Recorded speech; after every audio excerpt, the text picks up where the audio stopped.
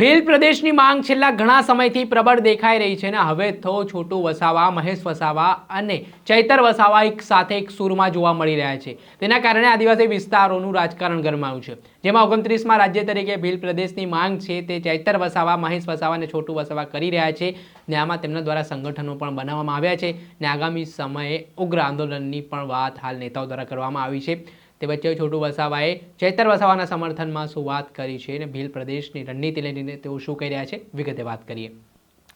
શું તમે અમદાવાદમાં ઘર લેવાનું વિચારી રહ્યા છો, ઘર શોધી રહ્યા છો, તો પછી ચિંતા મૂકી દો। શું કામ ચિંતા કરવાની જરૂરિયાત છે? કેમ કે અમદાવાદના પાલડી વિસ્તાર ખાતે સ્થિત ન્યૂ શારદા મંદિર રોડ પર અનંત શિવ નામના એપાર્ટમેન્ટમાં એક ફ્લેટ વેચવાનું છે।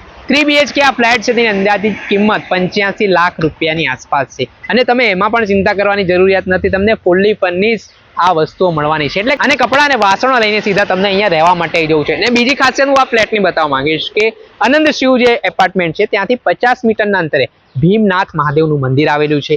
50 મીટરની અંતરે શ્રેયાસ મેટ્રો સ્ટેશન પણ આવેલું છે। એટલું જ નહીં, ભીમનાથ મહાદેવ મંદિરની બાજુમાં જૈન મંદિર પણ આવેલું છે એટલે તમે ધાર્મિક રીતે પણ જોડાયેલા હો, સાથે તમને હરવા ફરવાના શોખીન હો તો ખૂબ જ સુવર્ણ તક માનવામાં આવી રહી છે। એટલું જ નહીં, આ જે ફ્લેટની ખાસિયત એવી છે કે આમાં તમને 3 BHK ફ્લેટ તો મળશે, સાથે સાથે 60 વાર એક જગ્યા પણ છે તે આપવામાં આવશે। આજે જ આ સ્ક્રીન ઉપર દેખાઈ રહેલા નંબર ઉપર સંપર્ક કરીને વધુ વિગતો મેળવો। નમસ્કાર દર્શક મિત્રો, સ્કાયનેટ મીડિયામાં આપનું સ્વાગત છે। હું છું ફૈઝાન। આમ આદમી પાર્ટીના ડેડિયાપાડાના ધારાસભ્ય ચૈતર વસાવા અવારનવાર ભીલ પ્રદેશનો મુદ્દો ઉઠાવતા હોય છે। તેઓનું કહેવું છે કે હાલ સત્તા પક્ષ દ્વારા આદિવાસી સમાજનો વિકાસ કરવામાં નથી આવી રહ્યો।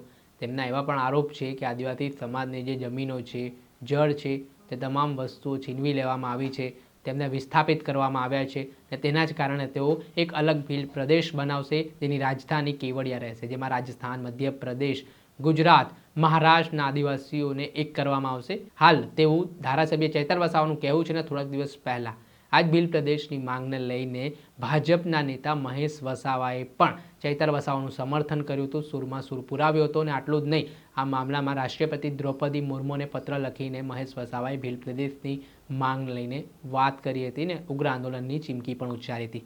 ત્યારબાદ હવે મહેશ વસાવાના પિતા અને ભારતીય આદિવાસી પાર્ટીના રાષ્ટ્રીય અધ્યક્ષ છોટુ વસાવા પણ મેદાને આવ્યા છે।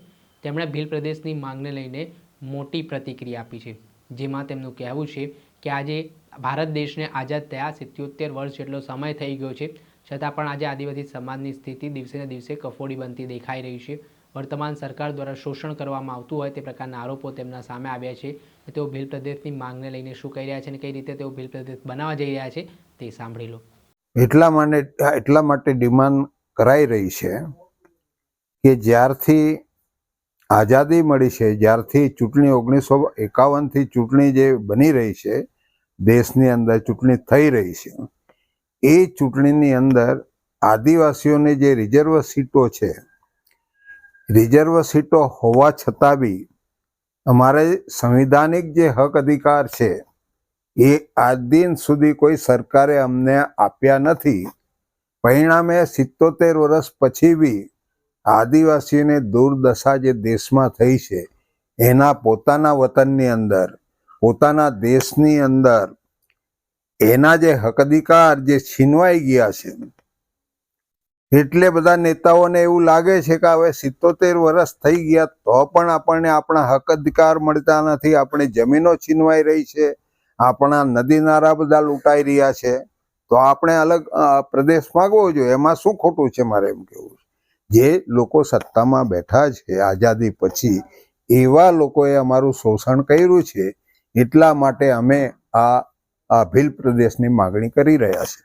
ખરેખર તો મૂળ અમે આ દેશના માલિક જ છીએ, કારણ કે અમને સંવિધાનની અંદર જે અમારી રિઝર્વ સીટો આપી છે SC ST ને, એટલે મૂળ અમે આ દેશના માલિક છીએ એ સાબિત થાય છે। એ રિઝર્વ સીટો પણ આજે બિન આદિવાસી લોકો પાર્ટી બનાવીને અમારા પર જે શાસન કરે છે એ તદ્દન ખોટું છે, એનો વિરોધ કરું છું।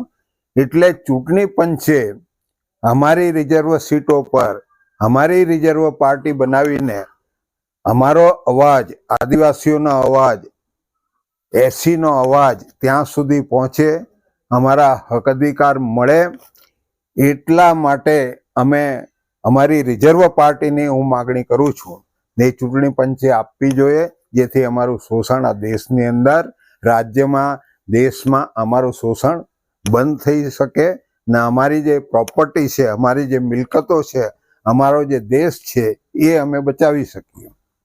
થોડા સમય પહેલા નર્મદા જિલ્લામાં આવેલ એક મંત્રીએ કીધું હતું કે ભીલ પ્રદેશ કાલે જાહેર કરી દઈએ, પણ એના માટે રેવન્યુ ક્યાંથી જનરેટ કરશો? એના માટે શું કહેશો? રેવન્યુ તો અમારા વિસ્તારમાં છે ને, જો એટલું રેવન્યુ છે, કેમ નથી? જંગલની જમીન છે એના પણ અમે માલિક છીએ. આ ખનન જે પડ્યું છે એવી તો કોઈ જગ્યાએ છે નથી આ વિસ્તારોની અંદર આટલી પ્રોપર્ટી, તો એ બી મહેસૂલ અમારા ભાગ કરતા આવવું જોઈએ ને. અમારે ક્યાં કમી છે, મારે એમ કેવું છે. છોટુભાઈ, અત્યારે જે નેતાઓ ભીલ પ્રદેશની માંગ કરી રહ્યા છે, તમે વર્ષોથી ભીલ પ્રદેશની માંગ કરી રહ્યા છો. મેં કહ્યું ને એટલા માટે અમે માગણી કરી છે કે આ સરકારો બની ત્યારથી અમને કશું મળ્યું નથી, બલકે અમારી પ્રોપર્ટી આજે લૂંટાઈ રહી છે. એને બચાવવા માટે કોઈ પ્રાવધાન આ લોકો કરતા, સંવિધાને જે પ્રાવધાન કર્યું છે એનું ઇમ્પ્લિમેન્ટ થયું નથી થયું એટલા માટે અમે દુઃખી છે. એટલા માટે અમારા વિસ્તારો છોડીને અમારા માણસો આજે મજૂરી કરવા બહાર જઈ રહ્યા છે ને અમારી સંપત્તિ લૂંટાય છે. એના પર પ્રતિબંધ સંવિધાનિક હોવા છતાં પણ એ લોકો ષડયંત્ર કરીને અમારી જે પ્રોપર્ટી, અમારું જે ખનન લૂંટી રહેલા છે. એટલા માટે અમે આ ભીલ પ્રદેશની માગણી કરીએ છીએ અને ભીલ પ્રદેશ નહીં પણ આખો દેશના માલિક અમે છીએ.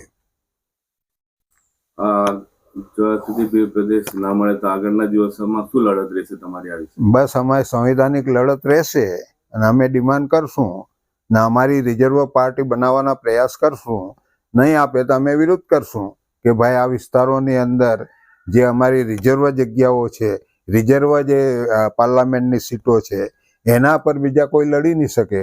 અમારા જ લોકો લડશે, અમારી જ પાર્ટી રિઝર્વ પાર્ટી લડશે ને અમારી પ્રોપર્ટી, અમારી સંપત્તિ, અમારો જે અવાજ છે જે પાર્લામેન્ટની અંદર, વિધાનસભાની અંદર જાય અને અમારા લોકોને ન્યાય અધિકાર મળે, અમારા બાળકોને. આ હતા ભારતીય આદિવાસી પાર્ટીના રાષ્ટ્રીય અધ્યક્ષ છોટુ વસાવા. તેમનું કહેવું છે કે ભીલ પ્રદેશની જે રેવન્યુ જનરેટને લઈને થોડાક દિવસ પહેલાં રાજ્ય સરકારના એક મંત્રી દ્વારા જે નિવેદન આપવામાં આવ્યું હતું તેને લઈને પણ તેમણે વાત કરી હતી ને જે આદિવાસી વિસ્તારોમાં જળ છે, જમીન છે, જંગલ છે, ખનીજો છે, એ તમામ વસ્તુઓ અહીંથી ઉત્પન્ન થાય છે અને આદિવાસી સમાજનો આ અધિકાર છે, આ દેશના મૂળ માલિકો આદિવાસી છે, તે પ્રકારની વાત છે છોટુ વસાવાએ પોતાના નિવેદનમાં કરી છે. અને સાથે જ તેમણે કહ્યું છે કે આ ભીલ પ્રદેશની માંગ એટલા માટે કરવી પડી રહી છે કે આદિવાસી સમાજનો વિકાસ નથી થઈ રહ્યો ને જે જમીન, જંગલો અને સંપત્તિઓ છે તે લૂંટવામાં આવતી હોય આદિવાસી વિસ્તારમાંથી, તે પ્રકારના આરોપો પણ છોટુ વસાવા લગાવી રહ્યા છે, જેના જ કારણે રાજકારણ ગરમાયું છે. દર્શક મિત્રો, અત્યાર સુધીમાં બસ આટલું. આવા નવા વિડીયો સાથે આપણે માહિતગાર કરતા રહીશું, એટલે સ્કાયનેટ મીડિયાને આપ લાઇક કરી લો, સબસ્ક્રાઇબ કરી લો અને શેર કરવાનું ભૂલતા નહીં.